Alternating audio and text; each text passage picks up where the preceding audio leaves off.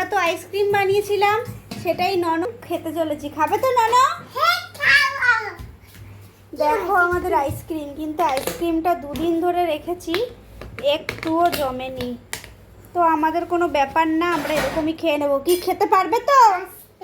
হুম, তেজপাতা। আর এই আমরা দুদিন ধরে আইসক্রিমটা রেখেছিলাম ডিপ ফ্রিজে, তো এক ফোঁটাও জমেনি, এক ফোঁটাও জমেনি। তো এইভাবেই আমরা খেয়ে নেব। কি খেয়ে নেবে? আইসক্রিমটা কিভাবে খাবে? গক গক গক খাবো।